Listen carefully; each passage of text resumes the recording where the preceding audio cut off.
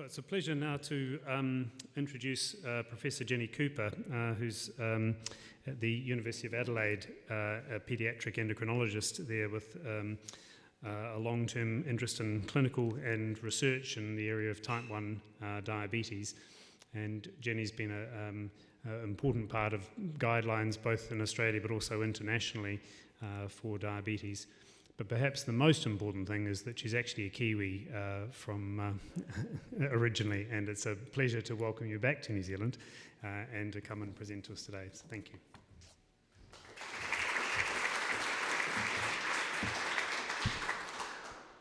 Thank you, Tēnā koutou, and it's always wonderful to be back in New Zealand, Aotearoa, and I was privileged to be talking today. Thank you for inviting me. So, as mentioned, I'm talking about the early life origins of type 1 diabetes, and we have our Australian story too. A little girl on the right was the first to get insulin. Her father was actually a merchant banker and took her to the wharf in Sydney, and she lived into her 80s. And in fact, in my current town, University of Adelaide, where I'm employed, made the first insulin given in Australia, and it was given to a little boy of 6 at the Children's Hospital in Adelaide, which is the same site where I currently work. So just an amazing story. So I would hope to talk a little bit about the modern environment and the development of type 1 diabetes, the importance, we think, of early life in this development, a study I lead at the moment, the India study, lessons from other studies, and a little bit about prevention of type 1 diabetes.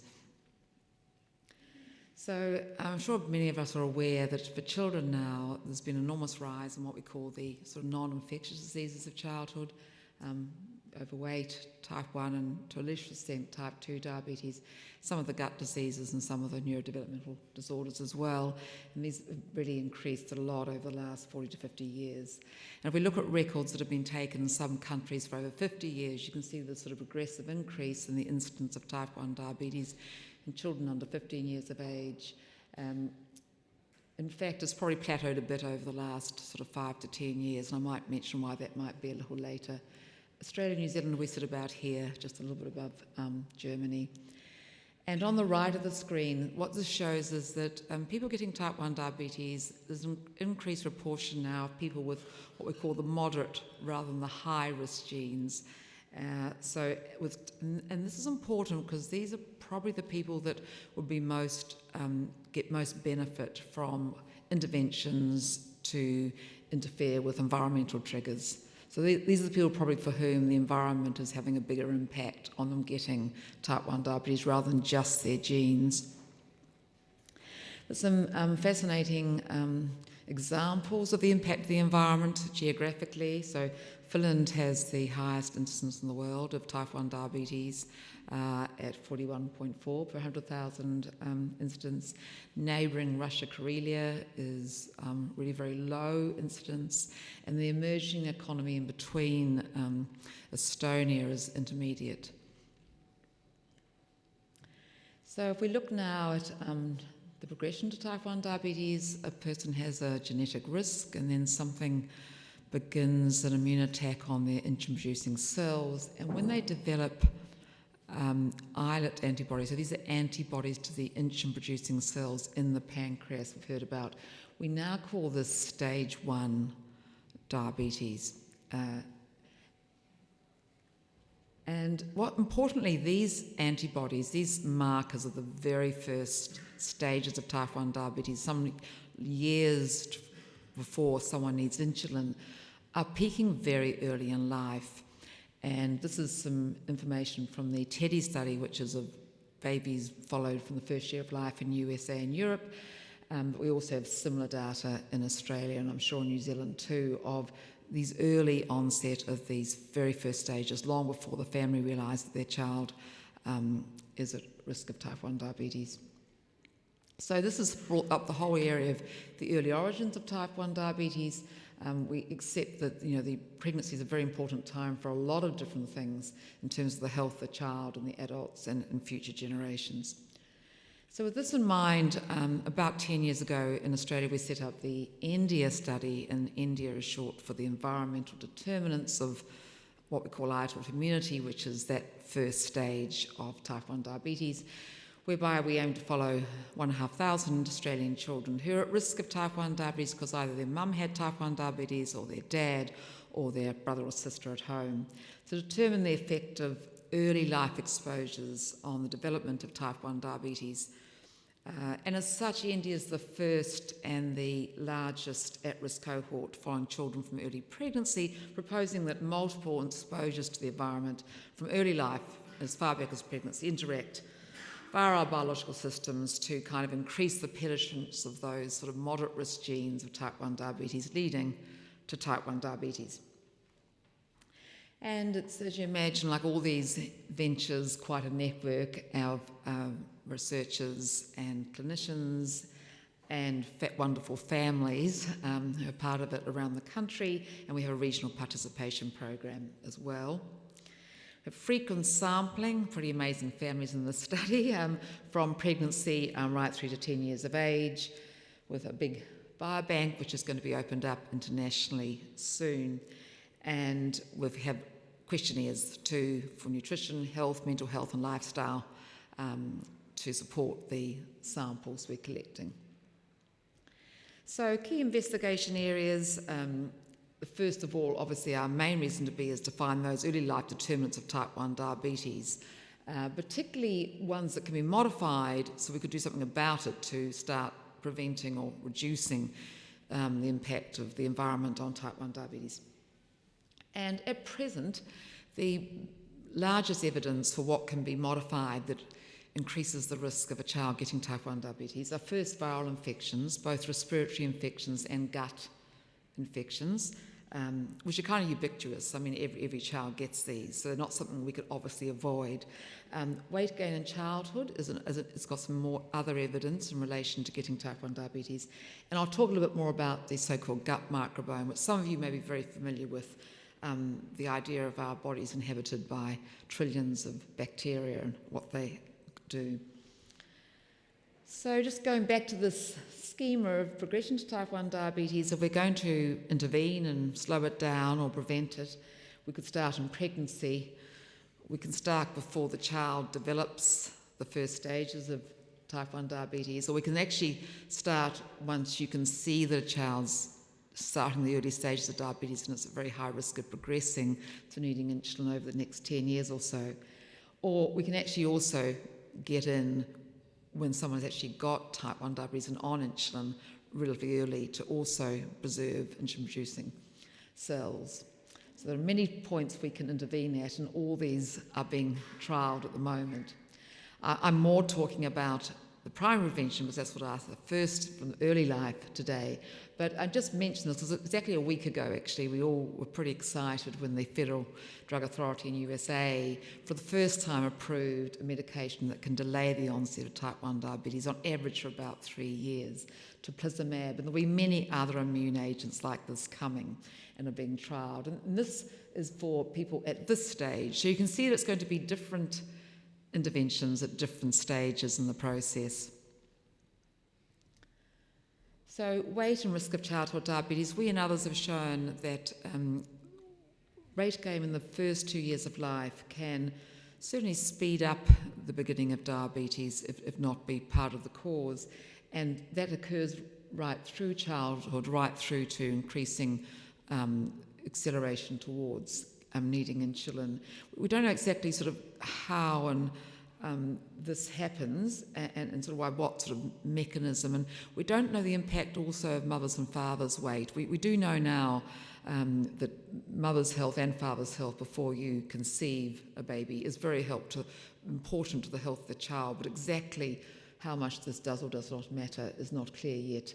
We also know by some clever methods that geneticists use to look at see how the gene variants that are associated with a child being heavier, how they relate to the risk of type 1 diabetes. We know there is an association. It doesn't mean that there's a high risk for a child who's overweight of getting diabetes or type 1 diabetes at all, but it means it does increase a risk that they might already have.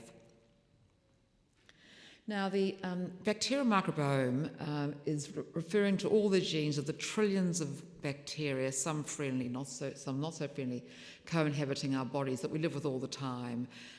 And it seems to be important potentially in type 1 diabetes because there's a role in the development of that little baby's immune system, which is what's going to go awry in terms of attacking the insulin-producing cells if a child's at risk of type 1 diabetes. And it's influenced by the pregnancy, by how the baby's born, vaginally or cesarean, by breastfeeding, by infant nutrition, by antibiotics, by their brothers and sisters at home, by pets, and by where they live. And why there's a lot of excitement about it is that we can potentially manipulate it with probiotics, with prebiotics, which are often in diet. I'm sure you have kefirs and things like that here in your supermarkets. Antibiotics, and also actually by transplants of microbiome of small amounts of feces. So the gut microbiome in early onset type 1 diabetes does look to be generally different, but they haven't found sort of specific bacteria that are definitely important.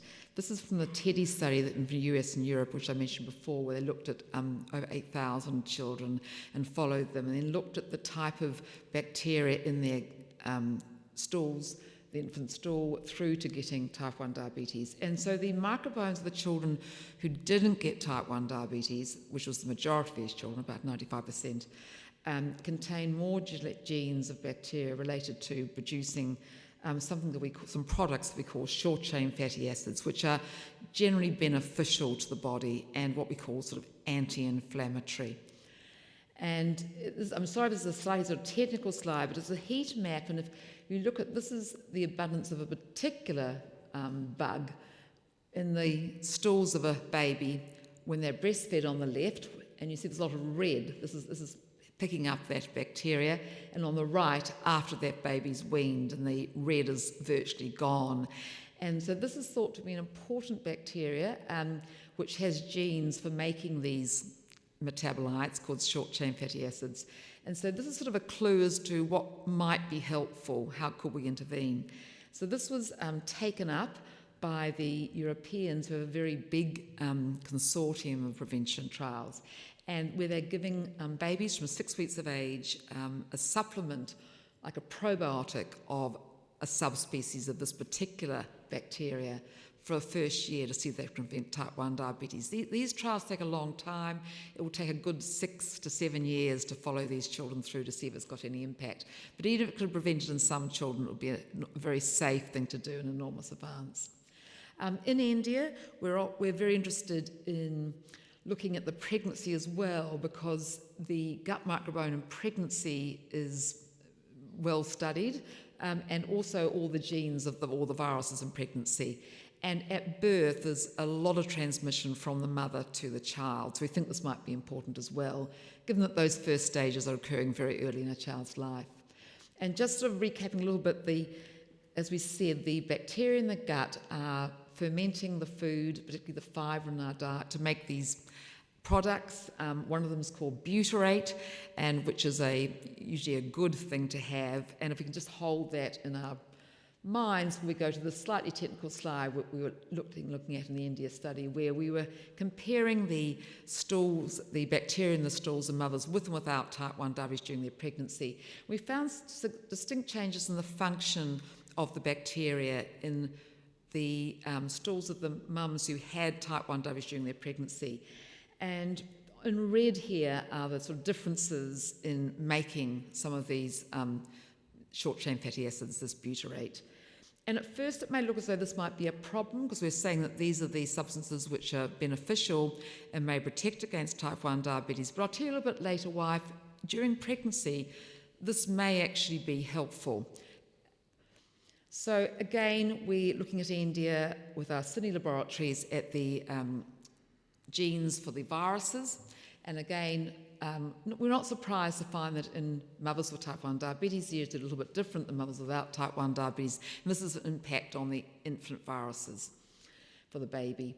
Now, the viruses that we're particularly interested with for type 1 diabetes prevention are called enteroviruses, and they infect the gut, but they also, as part of that, infect the introducing cells in the pancreas. And this large study, TEDdy, has looked at thousands of babies' stool samples and looked at all the different virus groups within them by these sort of smart technologies now, looking at all the genes. And what they found was that a particular type of enterovirus B, if you have it just once or a couple of times but well separated, doesn't need to have any impact on getting type 1 diabetes. But interestingly, if you have prolonged infection, there was an increased risk of progressing to type 1 diabetes. So this seems to be an important clue as to what might be a useful thing to vaccine against. We're all a bit more cluey about vaccines over the last few years, and a lot of the terminology has become pretty routine now. One example of an enterovirus vaccine is poliovirus, which we've probably all had, I hope. Safe and effective vaccine, effective since 1955, rapidly eradicated poliovirus effectively from Dr. Salk's discovery. And the development of this enterovirus is just been going over the last sort of 5 years or so. And it's developing to protect against type 1 diabetes a particular type of enterovirus called Coxsackie B. And this has been done Provention Bio and VacTech. And the results from the first human study, which was done in Turku and Finland, support further development and showed no serious adverse effects and showed that antibodies were being produced by the vaccine at 6 months. I think we're all used to hearing about antibodies to vaccines now. So obviously there has to be more work here in phase 2 and phase 3 trials, but quite an exciting start, because even if this could protect some children from type 1 diabetes, and it would have to be given pretty early in life in that first 6 months or so. Closer to home in Melbourne, Len Harrison, who's one of our India co-investigators, led a study looking at the impact of rotavirus infection on the incidence of type 1 diabetes in children, and found that the preschool children, but not the children actually at school, but the preschool children getting type 1 diabetes, their incidence had gone down after the introduction of the rotavirus vaccination, which I think was introduced a little bit later in New Zealand. I think I'm right. It was at 2007 here. I think it was after 2010 here. But certainly we think that might be in part one of the reasons why we've had a plateauing of the incidence of type 1 diabetes over the last 10 years or so. And so indeed we may have some primary prevention already going on in our community without actually quite realising it. What about COVID? I guess the short answer is, does it affect the development of type 1 diabetes? And the short answer is we don't know. We probably need more time. Some studies suggested perhaps the incidence has gone up, but some says it hasn't. And one of the issues is that when a child during COVID came in with type 1 diabetes to hospital, they always tested for COVID to see if they might have it, to see if they needed to be isolated. So we had a much more rigorous look at those children than the rest of the group. So it's going to take quite some time, but certainly in India we're going to look to see whether children around the time they got that first stage of diabetes, whether their COVID infection had anything to do with this. It can certainly infect introducing cells. We know that. We have no idea whether it has any more effect than other viruses. And of course, during our social distancing and all the lockdowns we've endured over the last couple of years in both Australia and New Zealand, there was a great reduction in childhood infections, and we might almost suspect on that grounds alone we might reduce the incidence of type 1 diabetes presenting. And this is a little snippet from one of our India families. This child, and we asked them about infections and just said had no illnesses or infections over the last 3 months because they were in lockdown. The other area we're interested in India is because about half the mothers have type 1 diabetes and the other half, the dad or the brother or sister at home has type 1 diabetes, we can actually start looking at the impact of type 1 diabetes on the pregnancy for that mother and her child. Sort of set up to do that as a sort of side effect of the design, I guess.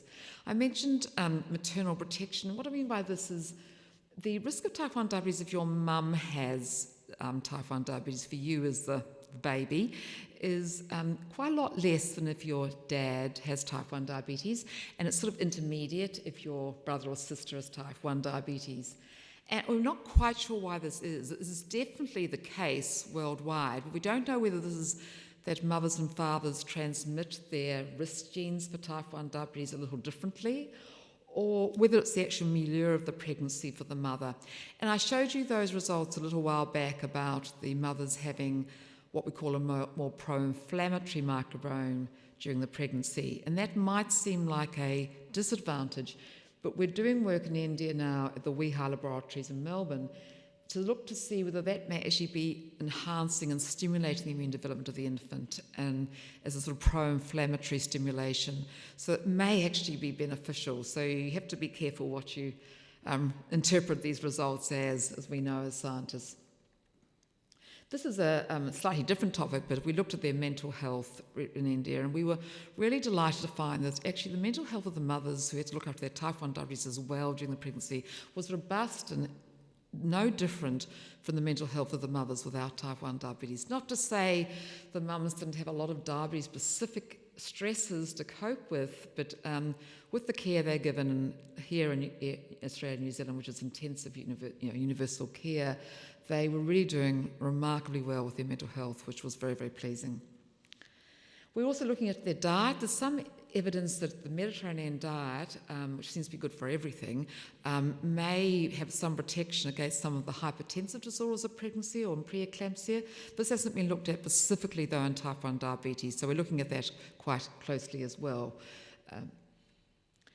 The other sort of key investigation area of India is the care of the children who actually develop the first stages of type 1 diabetes. We have about 120 children now with the first stage of type 1 diabetes who don't need insulin, but are showing that they're at high risk, almost 100% of progressing on to type 1 diabetes. And just with the theme, very, very much the importance of universal access to continuous glucose monitoring today, which I utterly support. That was introduced in Australia in 2017, and it's just transformed our ability to help our families. I couldn't speak more highly for universal access, with no ifs or buts applied to it. But these children obviously don't get continuous glucose monitoring because they haven't got type 1 diabetes as we understand it with requiring insulin yet. But we do have a study looking at their continuous glucose monitoring because we realise that long before you need insulin, your blood glucose does go up and down more. You don't need insulin, you haven't got any symptoms of it generally, but it does go up and down more, and that might be a really important thing to think about when to get in, what intervention to give what child, and are we helping, rather than having to wait for them to actually get type 1 diabetes. And just as an example, many of you will be very familiar with continuous glucose monitoring traces. This is a child who's not on insulin, a little child that I look after participating in India, who you can see at the top has no symptoms at all of blood glucose is fluctuating, but it's going up and down a little bit, going down a little bit during the night and up a little bit during the day, particularly the end of the day with more food, and then progressing a little bit, but still completely asymptomatic and off insulin at this stage. And shown in in these little plot things we do these days, the pink are the children with the first stages of diabetes, not on insulin, and the blue are their little controls, who are little buddy child of the same age and same gender. And you can see that on the left, that's looking at variability of the glucose, and it's more variable very much, but the child's got no symptoms, and the children with the first stages. And on the right, sort of their so-called time and range. I'm sure many are familiar with that idea of time and ranges, and they're far less time and range than the children without the first stages. So this is long before these children are requiring insulin. And another interesting aspect of type 1 diabetes, and some of you may be aware of this, that when you get type 1 diabetes, generally your pancreas, if we look at it and image it, is smaller. And that's interesting because the insulin-producing cells are only a small part of the volume of the pancreas.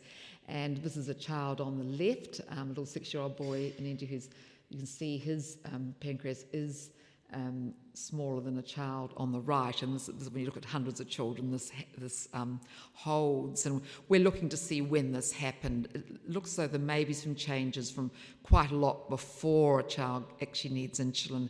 This may be happening around the time they're developing those first stages of diabetes. And why it's important is it might provide us other targets to intervene and sort of what we call therapeutic targets, because we do realise that type 1 diabetes is not the same reason in everybody. What we call, it's quite a lot of different mechanisms we think to get to this common endpoint of performing insulin. So we need to have quite a lot of different interventions to help. Just to give a shout out to all our wonderful Wentworth families. This is one of our little first people in Adelaide, actually. He's now a 9-year-old boy, but when we give the teeth to the toxicology people, but he gave his second tooth instead of to the fairy, and his mum helped him write this charming little note. Oh, I don't think they'll move on now. He seems to be stuck. So, in summary, the rapid increase in type 1 diabetes over the last 50 years is certainly driven by the modern environment and in people with lower risk genes. And so we need to find out what this is and get in, as it were. The appearance of the first stages of diabetes is really very early in life, so years before a child you'd expect to turn up and need insulin. And the newer technology has really revolutionised what we can look at now in our bodies, our biological systems, and how the environment may be interacting with them. And these environmental exposures are likely to be with all of us and everywhere in a combination. We don't have any effective primary prevention yet, but viral vaccines are on the cards fairly soon to be trialled. Probiotics are there. We're also looking at prebiotics in pregnancy, and there are other immune trials underway for each stage of diabetes. So it's a pretty exciting space, I think, over the next 5 to 10 years. And as I said, there are now immune therapy agents that can slow progression close to getting type 1 diabetes and preserve some insulin production once you've actually got type 1 diabetes. So thanks to our funders, thanks to our wonderful team, and of course especially to our wonderful families. Thank you.